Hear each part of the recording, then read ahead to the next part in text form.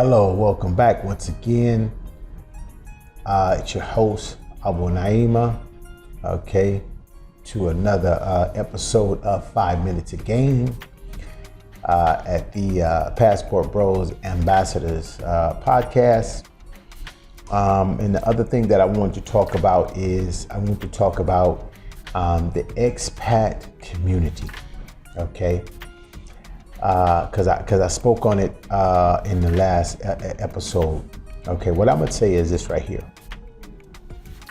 There's a lot of people that are considering themselves quote unquote woke, but their wokeness is they're only woke to themselves. Okay, being woke simply means that you just found out some stuff that you didn't know. Okay, that's all that is. All right, we all woke to something. Okay, but you're not woke if you study Yoruba traditional culture, and then you take your silly butt to Ghana or Gambia, because they're not Yoruba. Doesn't even make sense. Okay, and so now you're imposing upon those people that they're backwards because they're not practicing what you studied. It's how ignorant African Americans are. I just got to give you a bar of the truth for a moment. All right, and this is what I've seen. African Americans are actually believing that they can go back to Africa and re-educate Africans about being African. Man, I'm so sick of Negroes, man. Y'all gotta forgive me here. I am sick of Negroes. They're going to re-educate Africans on being African. And they don't even know what it means to be African. They haven't even been, just from reading books. And the majority of the books that African Americans, that our people are reading, are books that are Eurocentric at best. Because anything that is Afrocentric came out of a European, educational system. And so this Eurocentric curriculum or writings, whoever did a thesis or whatever their studies were, it's all centered around trying to advocate for Europe, all right? I don't care, because there is no such study prior by Africans called Afrocentric. All right, it's all coming after Eurocentric education, okay? So it's all centered around Africa, but by who? By European academia, halls of academia that come from Europe, okay?